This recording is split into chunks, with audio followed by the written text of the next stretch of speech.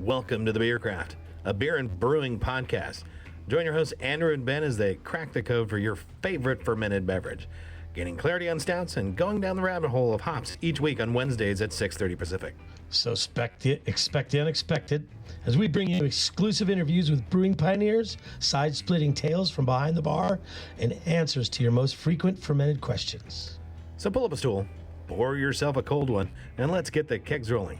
It's always Beer 30 on the Beer Craft.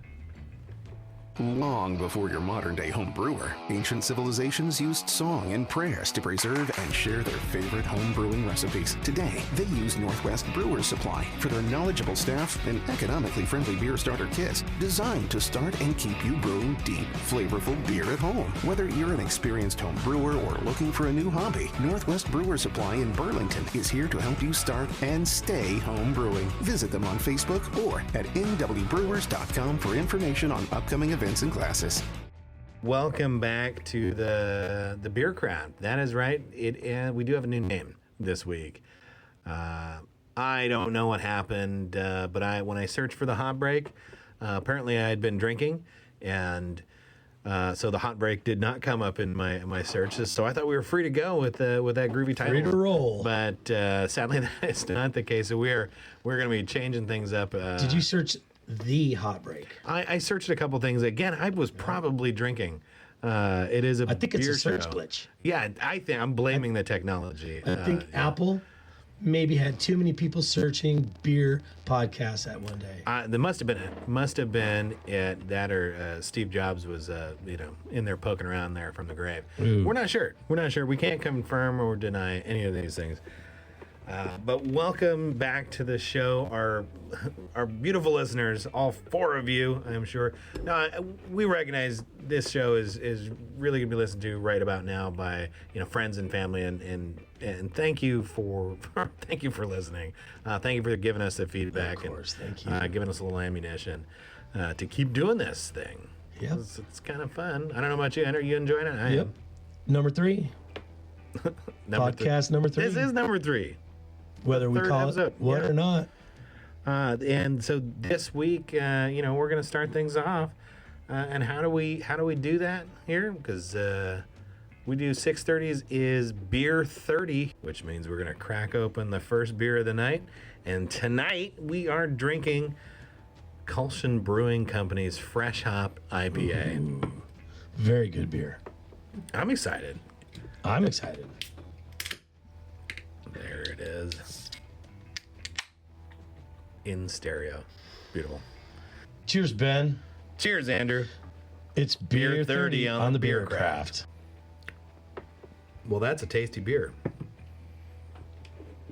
Cruising on over to their website, looks like they use 1,000 pounds of Citra and 400 pounds of over 700 pounds of fresh Citra hops, and I think I'd read they did like 400 pounds of El Dorado as well. Well, let's see, Golden Straw with a Sopway head. I got one of those Citra, too. El Dorado, and Mosaic. Little Mosaic. I got the little Think that's a blueberry dry milk. hop? Probably a dry hop is the Mosaic. Fresh and lively. Yeah. Yeah, it's got a little blueberry thing on the good. backside. It's got a good flavor. On the back end. There's no way to say on the back end. Yeah, but just the more you say it, the worse it sounds. Yeah. Yeah. Just gotta say it once. We're say it once. 18th now. It's a little hop forward, but hop back end. It's front and back. That's hop all the way through. I like it. Golden straw color. I got It's one of not those, too bitter. The IBU. What's the IBU on it? How are they? Did not. 60 IBUs. 60. Okay. 60 Freshly IBUs. peeled oranges, definitely on the grapefruit. Mild peach. I can see where they're getting that. See, there is a little bit of that stone fruit right in the mid. Nectarine. Okay, yeah. It's so I hope you guys are enjoying. If you got one of those, I know I put out a teaser for that this week. So if you went out and got one and you're drinking at home, well, It's a good home. cheers. I hope you're enjoying it as much as I am. So another fresh hop I tried. I was at the Beer by the Pier Anacortes Brewing Festival. Oh, that was last weekend, wasn't it? Yeah, it's a good festival. It's not too big. Have a good time? Yep, had a good time. Nice. I was able to try out 5 different fresh hop beers. It's good. Man, that's tasty. Yeah. Another one I tried was from Barley Pop. They're located in Marysville. Oh, Barley Pop, yeah. Yep. He's small, but he brought he didn't.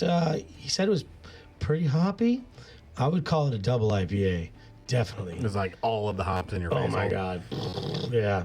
It was like the 90s, like, don't have to brush your teeth after drinking this Right. beer. It was sweet, and Yeah. it's just everything stiff after that. You're like, Yeah. So, but it was good. It was good. What, It was good. what hops did you put in that one? I don't know.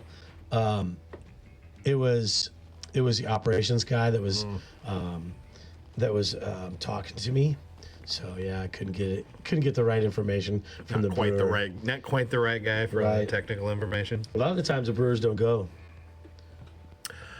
Man, they used to. I've worked on the beer and pier. I know they used to love to go to that festival because that was one festival that was built from the ground up for the brewer. Talking with the original organizers when I worked on it, that was their goal. They wanted to make it as easy for the brewer to get in, get their beer set up, and go as absolutely possible. So if you're only going to, back in the day, if you were going to do a festival, beer and the pier was a good one to go. Right. Yeah.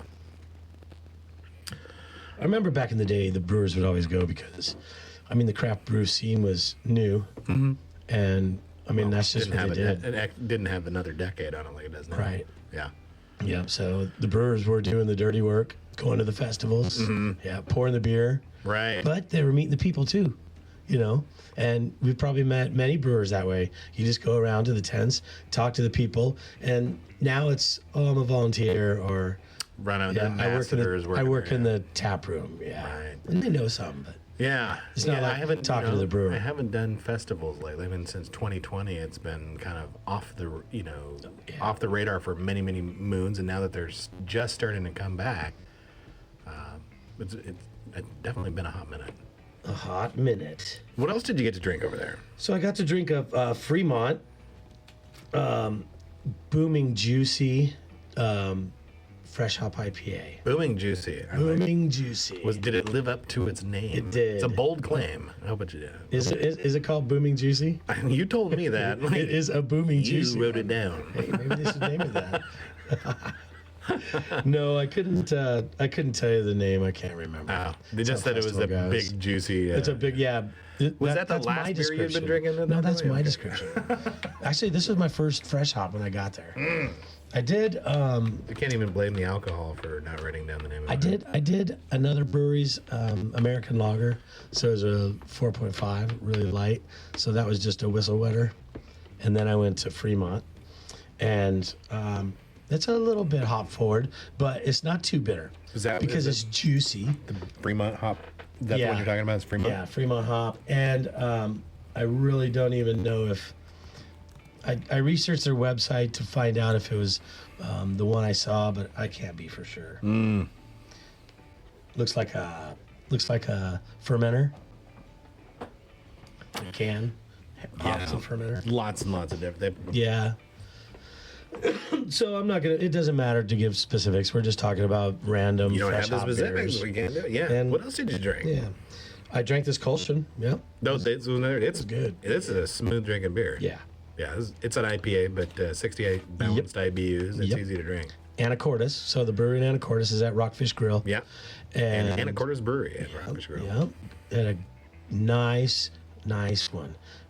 Great hop forward flavor with a medium high bitterness and a great aroma from the fresh hops. You can tell that little bit of grassiness. You had the aroma from the hops, and then the grassiness from the freshness of it. Very cool.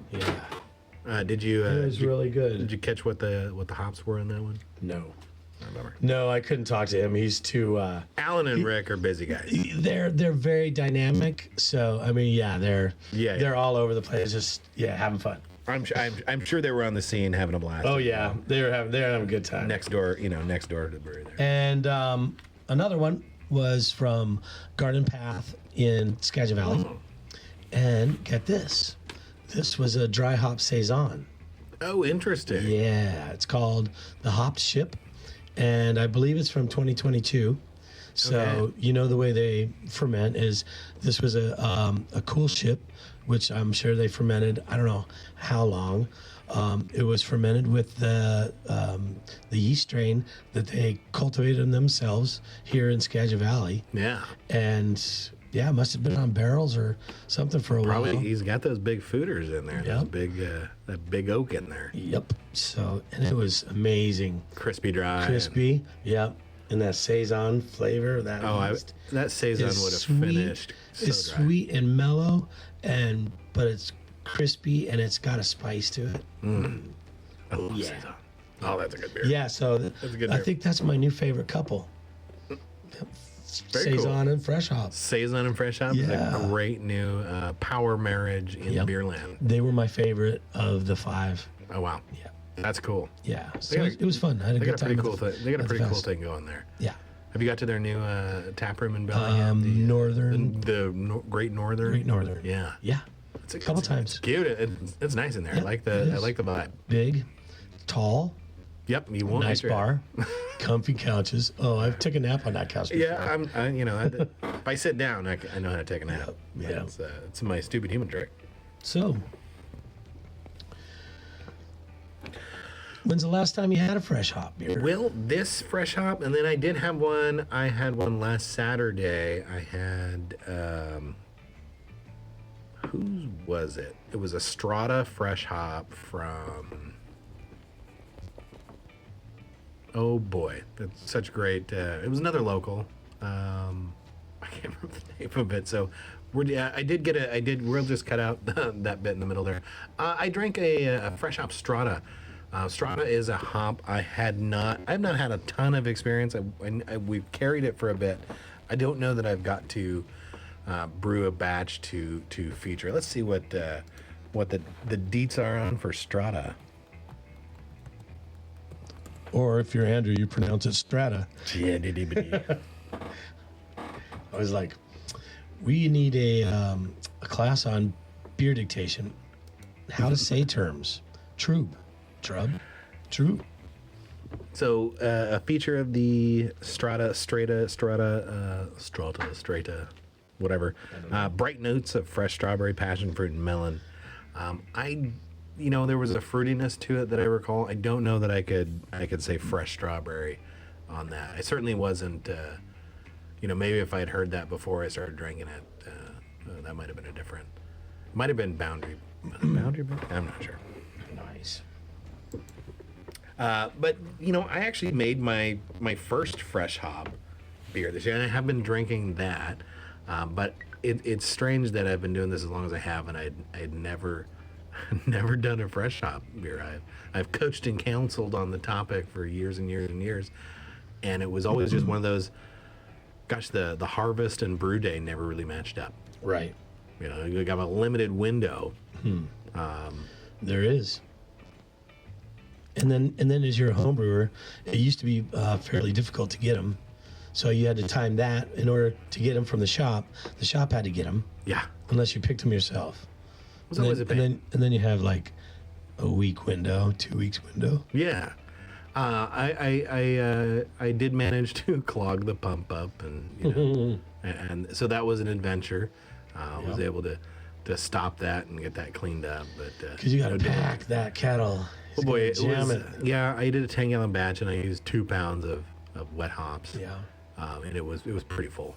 Whole place smelled great. I bet. 100% Cascade Pale Ale. Did you do it at your shop? I did it at the shop. Yeah. So I took our the Cascade Pale Base, which is like a Sierra Nevada, kind of build. Yeah. Classic, easy drinking. That's the reason we're all here. And I just replaced all the hop additions with the homegrown Cascade. Okay. So, And it was bright and shiny. It's a real nice little mild pale ale. all right. Let's talk about that. Yeah. Well, Now, how did you convert? I mean, you had a recipe with a set amount of hops in it. Yeah. How did you convert that from your fresh hop? so fresh hops, for those who don't know, fresh hops or wet hops really they often get talked about in the same kind of as the same thing. But you can have fresh hops that have been dried. Right out, just days out of the drying racks or the oster. Is it still fresh if it's dry? Still fresh. It's just dried. Is anything so fresh? has like a date range, right? Like it was dried a week ago. It's still dried out fresh. barley or dried out basil. Well, there is kind of an age curve as you store hops. They do kind of lose potency over time. So does barley. So the freshness really is often just about the date.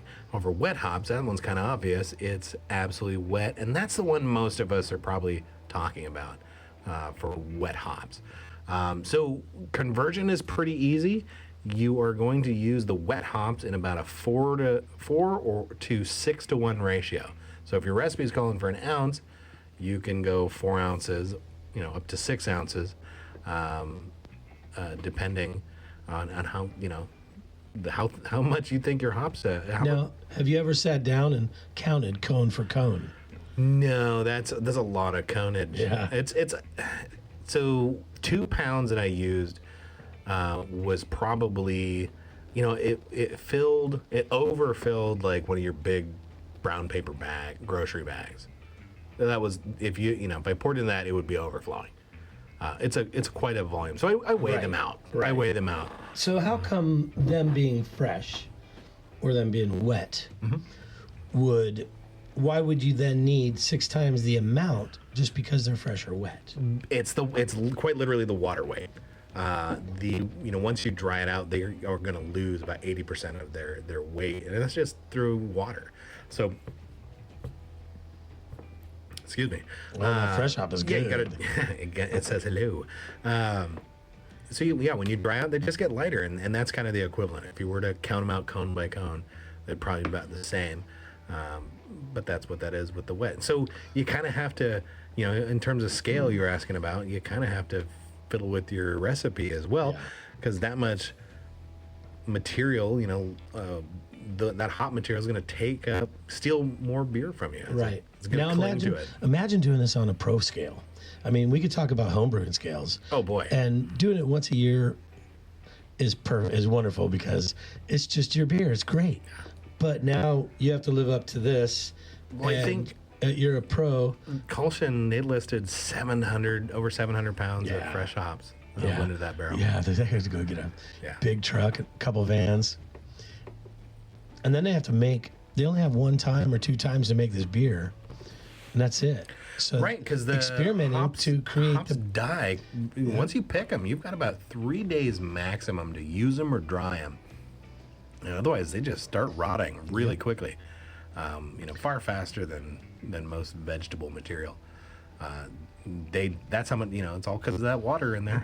So, how many batches do you think early on in their brewery career do they make during fresh hop? Do they make a bunch of small batches? They're gonna have the same problems you and I face trying to match brew day to harvest day. And harvest day is always a moving target. Yeah. So I imagine they don't get much more than 1 batch a year to play around with a fresh hop. I think just organizing that much to get that 1 beer done, you're probably not going to do it again next week. You're not going to go back to the field and get another batch. Okay. The owner at Bastion Brewing has his pilot's license. He can fly over there and fly back. In a couple hours, get to Yakima and back. That'd be awesome. But I bet he still only does 1 batch a year. Right, yeah. That kind of brings me to my next question is, as a home brewer, how could I get a hold of some of these maybe that other homebrew shops don't carry? Can I go to Bastion Brewing and talk to the owner and see if they can cordon off a little bit for me? I know that's happened in the past, and I would say probably your best bet is to become a regular customer. Oh, it's a good idea. Make sure they know You're which known. seat, at the bar you like. Yeah. Be that guy, and, I'm sure that will open up many, many doors for you. Getting your hands on some fresh hop, if you're not growing your own hops, then that is probably... that's going to be, it's going to be a little bit tougher. For the brew shop, it's really hard for me. I don't even stock fresh hops because it's 3-day window, and I would just be drowning in them. And right, and it would is smell really good. Is it not worth it to pre-order? again, it's always mostly on the window in the hop fields. You know, they don't have a fixed date. It's an agricultural product. Every day of the week, it's every year is going to be different. So generally, what happens, a brewer will say, "Hey, I'd love to buy some fresh hops for you. Thinking about a brew next week." And say, "Well, we might pick a Zaka or Citra or." Something, and say, well, let's put me down for 500 pounds of that and that. It's like, great, I'll call you when we pick, and you can come. Excuse me. Maybe we edit that out too. I don't know. Maybe not. I don't know. Is that the kind of show you want, folks? It's a beer show. Yeah. So it could be a moving target. Okay. It would be a moving target. Yeah. Definitely. That was the problem I had. Maybe there could be something set up with the hop growers over there to say, okay. On such and such harvest, you can cordon off X amount, and it'll get shipped over. Well, the good folks over at Hop Skagit also did a thing. I spotted it the day after it happened. Yeah. Hop Skagit here in Mount Vernon, they did a U-Pick day for their hops, so you could go get fresh hops. Cool. Yeah, which was kind of cool. Wish I'd found out about that. We'll make sure we get that kind of information for next year. Because that sounds cool. Yeah, go down there and pick a bunch of hops and come home sticky. Have you ever picked hops? Oh yeah. Yeah, that's a mess after picking all day. Picking and getting rid of the vines. Yeah. I recall there was an episode of Dirty Jobs with Mike Rowe where he went to the hop fields, and he says that was one of the most awful jobs, having to scrub down with like turpentine for being so sticky. Yeah. But yeah, I mean, you could grow your own. That's certainly something we're gonna talk about actually today. In the last segment, we're gonna talk about growing your own hops. So stay tuned for that, folks. All right, we're gonna take a break. Go pay some bills. Yeah. We'll be right back. In the craft beer system, the people are served by two but equally important groups: the brewers who make the beer and the bartenders who serve the pints. These are their stories, presented by Northwest Brewers Supply. You're handed a dusty bottle by a brewer with a tale as unique as the brew it holds. You never knew the challenges one man could face packaging his creation on a tailgate of a well-used Mazda pickup. Then you realize what awaits you at the bottom of the bottle is the essence of a man's journey. All started at Northwest Brewers Supply.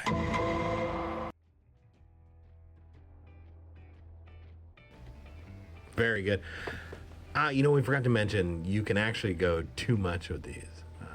Using a pound and 5 gallons, sounds like is a ton of hops. If you go too hard with these wet hops, you can actually get some like weird tobacco and chlorophyll flavors. Of course, that much green material, it can start tasting like cut grass and tobacco, which it was probably not the flavors you're going for.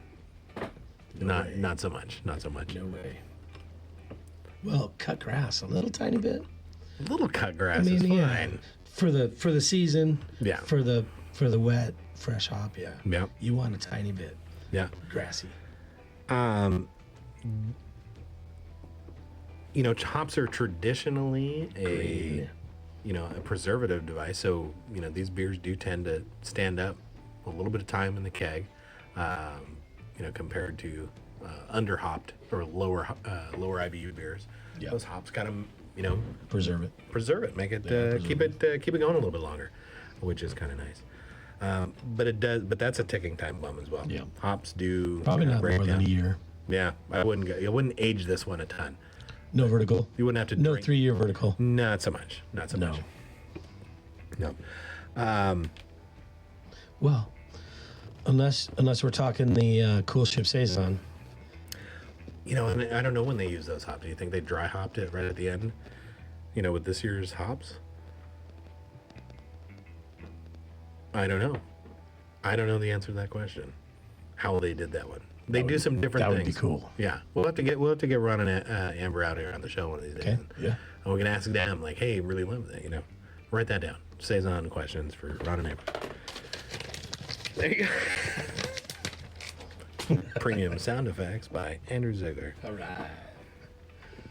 right. So, kind of the other thing about using fresh hops is often the advice you're going to run into is what about your bittering addition? Some of your homegrown hops may be underperforming. Right. But I heard about some today. You can get it. I heard something different about that, actually. Yeah. I heard some reports saying that the typical alphas can be higher on the homegrown stuff simply because of freshness. Ooh. Right? Care. Love. Right? Versus like a stored, dried varietal that's, been sitting in a freezer in a warehouse. Homegrown tomatoes always taste best. Yeah. So, growing your own, the old advice was, bitter with a known varietal, especially if it's a style of beer that is a critical component of the style, like an IPA. Make sure you've got the bittering levels, or you have to name it, change its name to a pale ale later. Right. Yeah. But it may not be. I've done that. Yeah. I think we've all done that. It's like, whoop. That wasn't an IPA. First beer competition I won was supposed to be a CDA, and I had to change it to an American Stout because it didn't fit the description anymore. You used a little too much. It was really hoppy, but it was a little too stouty for a little too roasty for an IPA. So I just Americanized a stout. It was a hop forward stout, and it did okay. It was tasty. Tasty. We could talk about it next, but you've heard of staining your beer? Oh yeah. For the dark malts. I've heard of it. I've never done it. Yeah. We might. That's how I would get a CDA. Yeah. I use like the deep bittered malts for that. Yeah. But there we go. We're gonna just a teaser. Take a U-turn on the topic today. Just a teaser. When we get back from break, folks, we're going to talk about growing your own hops. Is an excellent way to get your hands on some fresh hops. In fact, it's probably the easiest. But we're going to give you some of the details on how to grow your own. And moments ago we just mentioned, it's hard to verify from homegrown how much alpha acid contribution you have. I actually have found a little bit of a workaround, and we're going to be talking about that when we get back. So come on back to the beer craft. Or the craft. What is the name of this fucking show? Come on, see us back here on the Beer Craft. So come on back to the beer craft. Come on back to the Beer Craft, where we can take you away once again. Hey, Ben, what's hopping at Northwest Brewers Supply? Oh, Mike, just living it up in Paradise. We've got all the ingredients to make everyone's next homebrew batch a memorable one. This month, we got a special deal happening. First 20 people to pop in and buy a starter kit will get a $20 beer kit. Well, hey now, that is one beautiful deal. Hey, you heard the man. Be one of the first 20 people to buy a starter kit and get a beer kit for only $20 today at Northwest Brewers Supply at 940 South Spruce Street in Burlington. Hey, welcome back to the Beer Craft, folks. Hope you enjoyed your ride around the harbor with our sponsor, Northwest Brewer Supply. And we welcome you to step right onto the Beer Craft with us as we take you away to another segment. Thank you for that segue, Andrew. Oh, you're welcome. I'm doing my best. Thanks for the nod for Northwest. I learned all that. I learned how to talk over you in Radio 101. There you go. Radio 101. Yeah. That not a class I taught. How to talk over people. This is the way. Well, we promised you we'd talk about growing your own hops. So, probably the biggest reason to grow your own hops is, some of these hops varietals that you'd want that can be kind of hard to get a hold of. You're never going to get Galaxy. You're never going to get Citra. You're never going to get some of that. You used to be able to get Citra, right? Never as a rise. You can get them fresh. You might be able to get them fresh from a buddy in the industry, but you're never going to get them. So growing your own, you're also never going to be able to grow those. Those trademark varieties are just not going to be available. The biggest problem you're going to run into growing your own hops is going to be sourcing the sourcing the rhizome. The rhizome. It's, not much more than The little root. Yep, it's a little bit of root. Little You root. bury it, and it's gonna grow. Those are difficult to get, and they're difficult even from me. And the reason is we live in Washington, and Washington State it has a hop quarantine, which means hops from outside of the state cannot come into the state. It's illegal. This state grows 70% of the U.S. hop supply comes out of the state of Washington. They also supply 45% globally. Half of all beer, half the hops on the planet are grown right in this. So they take it pretty seriously. We're not trying to upset that apple cart. So kind of getting those rhizomes, even at the shop level, can be kind of difficult. You have to find a supplier that is inside Washington. From within Washington, we can ship wherever we need. And I think I came up with one right at the end of the year last season, but it's pretty tough to bring those in. They're very perishable. If I don't sell them, then I've got to plant They're them rotting. on my, and then you're buried in them. Everybody's coming out to your house. Yeah, you want this variety? Yeah, Here, I I've got like this one. more Cascade. Here we go. You can get some. I've seen some of the local nurseries have grown, have starts more than just a rhizome. They've got a 3-foot tall sprouted hop vine, and it's the female of the a female producing So you know which rhizome. Yeah, which because gender it you is. could have a male, and that one doesn't produce any cones, so we don't need that one. With a rhizome, it can be a bit of a lottery on that front as well. So the nurseries have been pretty good, and you'll usually see like Cascade. You'll have that Cascade, Centennial, Chinook. I've planted many rhizomes, Yep. and I've had good luck with them. And I don't think I've ever had a male plant. Always been females. Always had the one. cones on them. I've had one of the 3 attempts I've made. One of them came out as a male. Yeah. But yeah, they're pretty easy. Once you get those vines, you're just gonna stick them in the dirt. If you got good drainage on your soil and good nutrition in your soil, these are thirsty plants. I'll tell you that much. They need a lot of water. Luckily, Washington has a lot of water. Washington, in fact, pre-Prohibition, Western Washington grew a lot of hops. Yes, they did. Yep. In fact, Hop Skagit, the folks out of Mount Vernon, they were bringing it back to the west side, based on that information. They were, well, what kind of things used to grow here? And wanted to bring that back. Go down there, Carnation. There was a big hop farm in Carnation early on. Yeah. I'm sure others around. But you can also grow hops in I think I have an 8-gallon planter. Yeah, they So do it's really pretty good big. in containers. And it's pretty, it's 2 feet tall, and I've had them in these planters for 8 years, 10 years, and every year they grow. I can put them next to a fence; they'll grow up the fence. Yep. I can put them next to my boat; they'll grow over the boat. They will just bury anything you Yep. grow them They'll around. just engulf anything, and I've used them, and every year they come back. And Yeah, I think hops are like the second fastest growing this year, plant. Period. yeah, Like I almost have a foot a day. I have Chinook. I have a Chinook plant. They're beautiful hops, beautiful cones. They're 2 different colors. They're light and the dark kind of green. Oh, cool. And I sent you pictures, and they were 5 inches long. There are some varieties that that's a massive cone. That's the first time I've ever seen them from this plant. That's crazy. Yeah, they've been big, but not that big. Not 5 inches. So these fuckers are happy. Yeah, no doubt. So that was Chinook.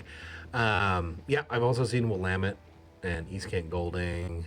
I have a Goldings. Two Chinook and a Goldings. Comet and Cluster. I've seen those ones as well. Yeah. And my neighbor has Cascade all over his fence. That one that one's so easy to find. Everyone's gonna have Cascade. I planted it there. You stuck it in the neighbor's yard. It's just I used to live there. Yeah. Yeah. And I grew it there, and it grows up the fence every year. Oh, it's really pretty. Oh yeah. Yeah. It makes a great arbor cover. It's just like a 6-foot wood fence. Yep. Nice, and A smelly shade it canopy. just kind of grows up and makes a little bush on top. It's pretty. And smelly. Yeah, the trellises for hops are usually about 16 to 20 foot tall, so they will climb up and bury just about anything you put near them. Yeah. If you're trellising can be difficult here, on the homestead. I think 16 is... 16 is pretty high. like If the you got one a that they 2-story want. house on the south side, a good edge to run some lineup, that would work. Okay, so I've taken these containers and I had a PVC cross made that you could take apart, and then I bury that in the ground, and it was maybe 10 feet high, and they did good. There you go. And the strings just come from each pot and right up there, and they do great. I tried to do It's an like an easy way. overhead, like 12-foot high, T-framed, like trellis system, and the weight of the hops growing on it collapsed it. Yeah. And they're very heavy. Yeah, so this you was gotta like watch out. 3-inch PVC, and it was, you'd have like 6-foot sections where they would index on each the one end fits into the one end, and then I put a T, and then Yeah. two that way. Yeah, mine was wood, and it grew. Yeah. It collapsed in this way. It collapsed toward each other. The weight of all the vines, that's they're good. heavy. It adds up. It's a bush. So yeah, I did 3 come to across. 4 inch I came PVC. across a design for, and instead of going up, just kind of think in a box. So I think it was like a BYO article built a 4x4 framed box made out of like a 1x material, but it just built a cube, and then he would tie string from the center around. You just ride it around the cube. So making one transit of the cube was 16 feet, and so he And then made sure the string went 6 courses around, and he had upwards of 24 for. And it just kept 24 feet in length. In length, but it was in a 4 foot by 4 Amazing foot container. Footprint. Then how high? It was 4 foot. 4 foot high. 4 foot box, 4 foot frame, 4 on each So side. 4 by 4 by 4. Yeah, and it just kind of, in the whole, the string wrapped around it, and the hop bind just kind of went around, followed the string. So that's genius. Yeah, and then you just cut the short vines out. I thought about this before, and the way I thought about it was like on a vertical wall, and I could cordon off, and I can have this wall, and then 2 feet over another wall, if I was to do this inside, because I believe Like in a greenhouse scenario. you should be able to do it hydroponically. So that will give you a harvest every 3 months if you do it right. Well, let's say it comes early spring to August.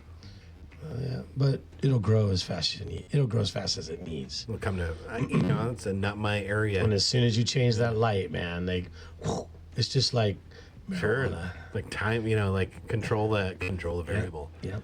There you go. They're That's cousin, it. Yeah, they're a that's cousin of marijuana, so Yeah, they are. marijuana can be grown indoor like that. You can manipulate it, and it can be grown and flowered in 3 months. There's another podcast topic. Yeah, but I would love to see something like that happen.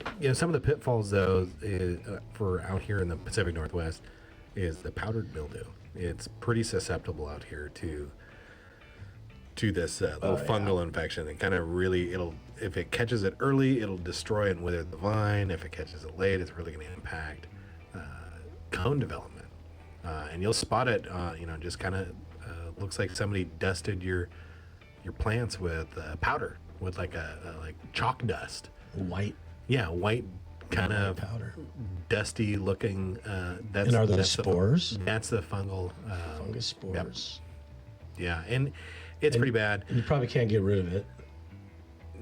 You might spray for it. There's Now some you're- treatments you can do. Now you're putting that stuff in your beer. Yeah. And now we're violating. Or in your yard where your kids play. Now we violate Ryan High School boot. Oh, yeah. No, screw Can't that. Can't be using odd chemicals in our ingredients. So yeah, you got your hop rhizome, you got it in a container, you got it in the dirt, you got a support structure for it. We talked about water needs.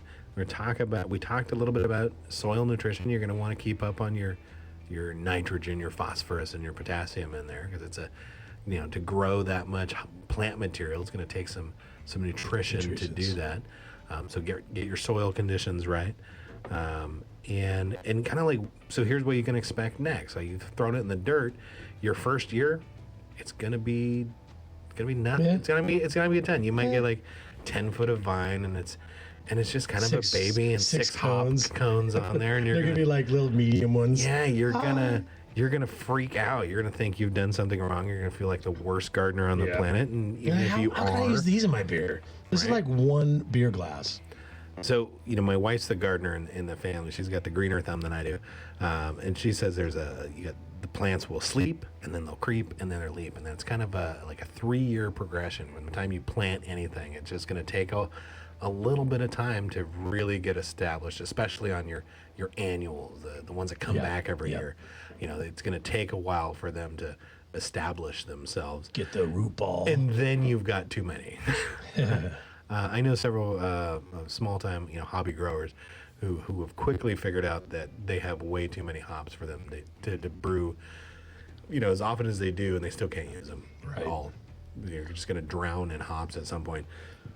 So not terrible problems to have if you think about it. Right, but then you're stuck to like 3 varietals, all year. Well, yeah, Right. There is that. You are going to be, limited to production, but I think every brewer on some level kind of is. You're limited to what you can get. As homebrewers, we are actually spoiled in that dimension.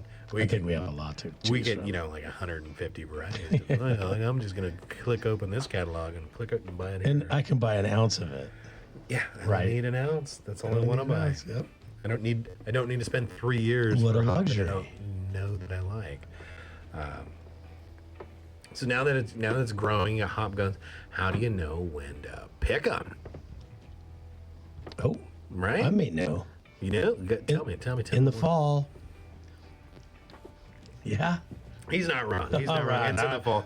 It is like, it is a late August to end of September kind of thing. But if you're growing it yourself, You need to keep an eye on them. you really, really do, because they're gonna start to dry out on the vine, and they're gonna get kind of papery. And this is they're actually gonna- a good They're thing. going to start to open up a little bit. And They're also gonna start to brown a little bit. You don't want those. That's okay. It's okay if they're if you get, in fact, one of the telltale marks is it's getting time to harvest is they start browning about halfway, half the cones started browning, and that's get 'em out there. time to go. Yeah. You pick them. You pick them too early. You can do that. You can pick them late too, and results are going to vary. Let's talk about that. So, if you're going to pick them early, you're going to pick them when the cone is kind of closed upon itself and it's hiding all the lupulin glands inside there. So, is the lupulin gland at that time in its life cycle, is it fully developed, or does that gland need to get some air when that cone opens up Well, not sure. in order for all that process to happen? My understanding is not as in depth on that front, but I imagine that because it's not at the right stage of development, that it's probably a little premature. Yeah. It's not going to have the punch factor to it. I'm all talking science now. Yeah, right. There's going to be a beer science segment in this show. We're gonna crack that code, aren't we? Oh, we need Bob Rock for that. Yeah, we'll get him in, and that's gonna be a 4-hour show. It's gonna be fantastic. But yeah, so July. Or I talk about August, September kind of timeline when they're starting to dry and they get kind of papery. Yeah. You'll also be able to they'll be pretty aromatic. You put them in your hand, you kind of smash them together in hand, and boy, howdy, you're gonna get a hit. Yeah. Of That those hop aroma. aromatic resins, Terpenes. the goods. And then what do you do? So we talked about a fresh hop beer, but your other option is dry them out, right? And that could be as simple as throwing them on a screen in your garage With a fan. A couple days That's in what I've warm done. temperature. As long as the temperature is below 140, Yep. you're not cooking anything. And then I vacuum pack them Freeze them. and freeze them. Right, got to keep them. You got to account for oxygen, temperature, and UV light. Yep. They're pretty reactive. We know that. We've all had Corona beer, and we know what light struck beer really tastes like. Yeah. And that's what that is. So yeah, got them packed up, and then don't forget to label them. For Christ's sake, label them. with the Label them. year. Yeah, I've been given gifted hops.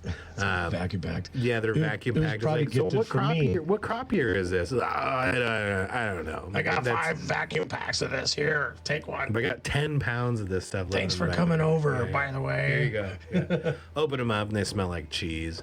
Here I've got a couple 12 packs of old beer. I don't know how old it is either. Parmesan and foot tops. As you crack one of the beers, it starts to erupt in your kitchen. No, and you can't put your hand over it, right? Man, and I've seen eruptions a foot high. I can smell that, just like a cheesy foot. Gross. That is disgusting. We're gonna lose listeners right there. That's how some of the hops smell. Yeah. Golly. So I'm really excited to share this one with everybody. For the longest time, we've told everybody to use a known varietal for your bittering when you're using your homegrown or your fresh hops, because we can't really account for the alpha acid contribution in a beer like an IPA. That's probably a critical component. Yeah. Right, get that bitterness. So doing a little digging for the show, and I found that the University of Vermont does a test, and like you can ship a sample for like $30, and I find it again. We'll put the links in the show notes for you. But yeah, if you're wanting to really nail it for your homegrown stuff, that's $30 a year to find out what the alpha acid contribution. Do we know how early in the growing cycle we can send those? Well, I imagine you send them dried hops. That's one of the things. You've got to take it down to 8 to 10% moisture. It's got to be a dried hop, otherwise they can't test for it. So it's not a fresh one. So we're not going to be able to use it in our not for your fresh one. However, in doing some more digging, I found kind of a workaround for that you can do with fresh hops. Oh yeah, how's absolutely. that? So this one, we're going to take a known variety. We only need like an ounce or two of a known variety. And if you're Brew Cascade, I might buy some Cascade hops from your friendly local homebrew supply store like Northwest Brewers Supply and many others across the country. Go meet hops them that we know that. Yeah, so back to that. I would say if you grew Cascade, maybe buy a Cascade, and the packaging is going to say, hey, this is 8.9% alpha. So what we're going to do is a little test to quantify what 8.9% alpha really means to us. So what we're going to do is we're going to add 1 ounce of our homegrown hops. We're going to need 1 ounce of our commercial example, and for each of these tests, we're going to do 2 of them here. So the first one we're going to do is the known our commercial example, and we're going to use some sugar. So 28.3 grams, 1 ounce of hops, and 473 milliliters of water, and a teaspoon of sugar. And I'll figure out what the grams on that is, but it's probably going to be on the order of 14.15 grams of sugar. And you're going to boil that for 15 minutes and cool it down. You've made a hop tea, essentially. A wort. Yeah, it's a wort. little mini beer analog. Yeah. And now we're going to do a dilution test to it. And what we're going to do is we're going to take 59 milliliters of that water, and we're going to add it to another of our hop tea. 59 milliliters of hop tea added to 59 milliliters of plain water, and we're going to taste that. And if it's bitter, we're going to give it a score of 1. And then we're going to dilute that again by taking... And don't worry, folks, if you're not exactly getting this, I'm gonna write all this stuff down. I think they can rewind. Yeah, or rewind. We're in a podcast. We're in a podcast again. Just rewind to something. Well, next Wednesday. So yeah, we're gonna do this dilution factor, and what we're gonna do at the end of it, we're gonna tally up the scores. So if it was bitter, we give it a score. If after dilution, it wasn't bitter, we stop recording and we add it all up. So you might get your commercial examples scored 8. You diluted it 8 times. In that same protocol, and you could still taste the bitterness. So now it's got a quantifiable number that we can attain. So now we're going to do the same test with our homegrown varietal. Is it as bitter? Can we dilute it 8 times and still taste it, or is it 75% of the way? Maybe it only scored a 6. Yeah. So 6 is 75% of 8. Okay, that makes sense. So now we take our known varietal. We've got our 8.9% alpha acid. What's 75% of that? Like a 6.7 or something. Yeah.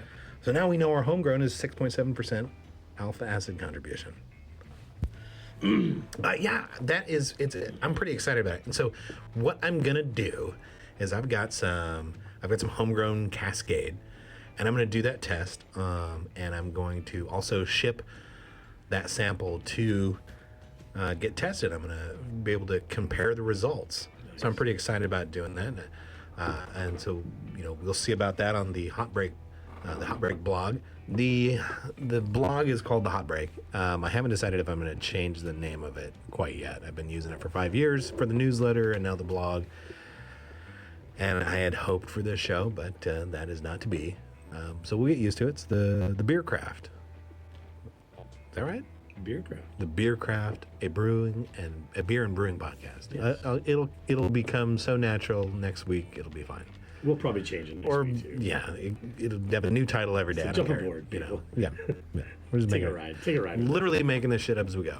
That's right. But yeah, I will post all this information on the blog, and I was kind of excited about.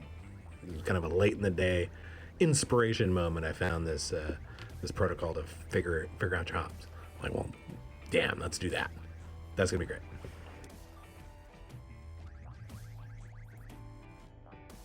The Beer Craft. Is that it? The Beer Craft, yeah. Where can you find that, Ben?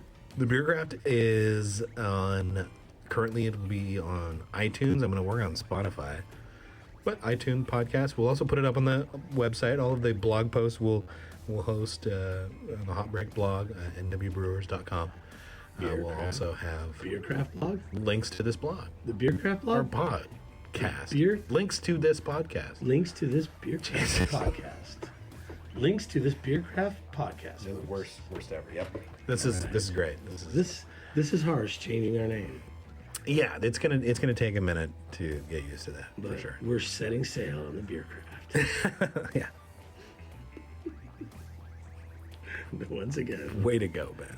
Once again. Did it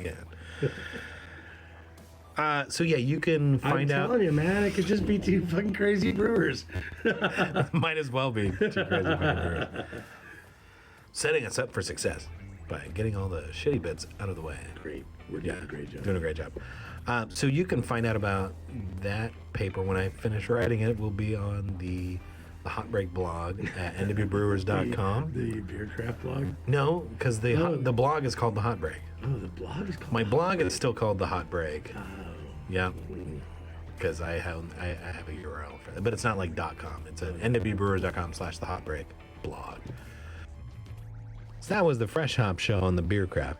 Next week's show will publish on the 30th of October. So we thought we'd talk about the real scary side of brewing. Oh, what's that growing in my fermenter? So tune in next week, because it's always Beer 30 on the Hot Break. Oh, no! Shit. So tune in next week, because it's always Beer 30 on the Beer Craft. Oh, no! Next week! I'm scared, Ben. I'm scared.